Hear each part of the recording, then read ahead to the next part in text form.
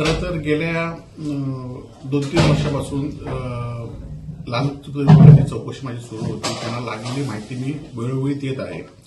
परंतु आता पुन्हा एकदा त्यांनी मला कालच मला त्या पोस्टाने रजिस्टरद्वारे त्या नोटिसा मिळालेल्या आहेत. मला आणि माझ्या पत्नीला आम्ही जो हिशोब दिला होता किंवा आम्ही जे विवरण दिलं होतं ते खरं तर गेल्या 20 वर्षात जे आमच्याकडे तिथे दिलेलं आहे. परंतु पुन्हा त्यांना 20 वर्षापूर्वी जे काही कागदपत्र पाहिजे असं त्यांनी त्या पत्राद्वारे मागणी केलेली आहे. खरं तर आम्ही जी आमची प्रॉपर्टी होती, जे आमचं इन्कम होतं ते सगळं दाखवण्याचा प्रयत्न जे होतं ते खरंच 100% आम्ही पूर्णपणे दाखवलेलं आहे. निवडणुकीच्या ह्याच्यासुद्धा दाखवलेलं आहे प्रतिज्ञापत्रामध्ये. त्याचबरोबर इतर इन्कम टॅक्सच्या, सेल टॅक्सच्या सगळ्या आम्ही त्यांना कागदपत्र दाखवले आहेत. परंतु आता पुन्हा एकदा त्यांनी हे पाठवले आहेत. आमच्याकडनं जे जे शक्य असेल, जी माहिती शक्य असेल ती देऊ.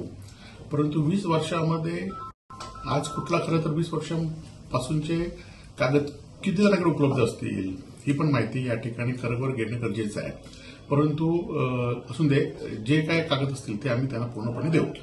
नाही, खरं तर आता निवडणुका झाल्या तरी पण त्यांना आता राजकीय दबाव आणायचा असेल तर ते आणू शकतात. आम्ही लोकांच्या दरबारात सुद्धा गेलो होतो. तिथे पण ह्या भूमिका आम्ही सांगितलेल्या आहेत लोकांकडे आणि पुन्हा एकदा आम्ही त्यांना योग्य पाहिजे असेल ती माहिती त्यांना देऊ. परंतु दबाव किती आला तरी चुकीच्या पद्धतीने आम्ही दमणार नाही एवढं मात्र निश्चित आहे.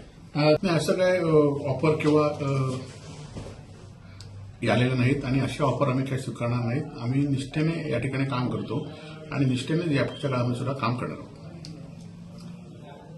नाही, हे आपणच बोलतोय म्हणून ठीक आहे की ज्यांनी सत्ताधारी पक्षामध्ये प्रवेश केला की त्यांना नोटिसा थांबतात. परंतु आम्ही ज्या पद्धतीने या दबाव किंवा नोटीस येऊन आम्ही काय कुठे जाणार नाही. आम्ही निष्ठेने आहे त्या ठिकाणी राहू.